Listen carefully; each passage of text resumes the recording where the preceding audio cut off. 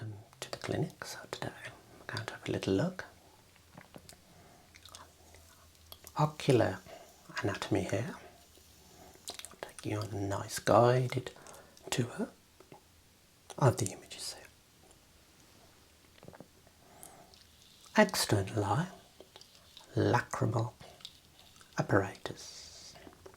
So this is to do with production of your tears. There's a lacrimal gland there.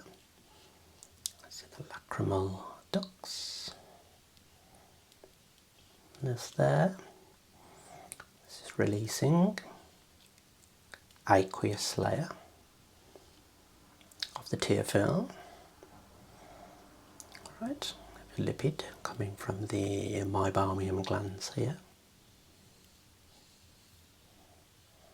Mucin layer, the cells of the conjunctiva there.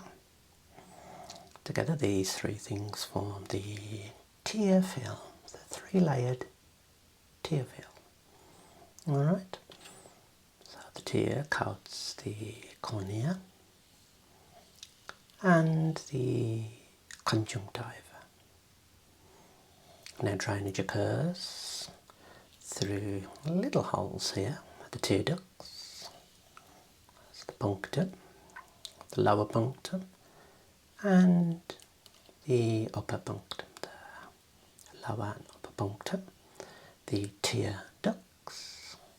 So we have tears flowing and flowing through the ducts into this little tube here.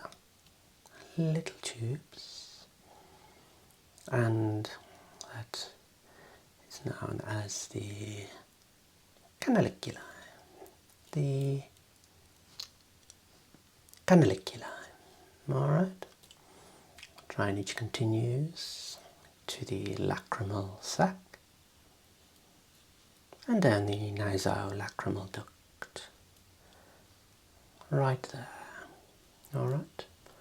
This is the lacrimal apparatus. Lovely. Let's move on to here. It's telling us a little bit about the visual field there. Cranial nerve number 2, optic nerve, the nerve fibres there. This is the retina, temporal retina. Is capturing light coming from across nasally from this direction. Similarly, coming from here, captured by the nasal, and the temporal retina of the left eye captures light from this region here. Excellent. And then the light energy is captured by the photoreceptors, the rods and the cones. It's converted to chemical energy and makes its way the visual pathway there. Alright, so where the optic nerves meet is known as the optic chiasm. Then you have your optic tracts, left and the right, travelling to the lateral geniculate nucleus, the LGN. The LGN. Then you have these lovely arcuate fibres. There. These are the optic radiation. See where things are in relation to the brain. What's that? The optic radiations make their way to the visual cortex, located within the occipital lobe portion of the brain. The occipital lobe. That is how the fibres send the message to the brain, allowing us to see. Right, and moving on. Anatomy of the extraocular muscles. Very important for eye movement. You have 6 extraocular muscles attached to the globe in various locations. So this is the lateral rectus muscle. So this must be the left eye, if that is the lateral rectus. On the opposite side, as you can see there, attached to the other side of the eye, is the medial rectus. Medial rectus. Extraocular muscle top here, the superior rectus, the opposing muscle there is the inferior rectus.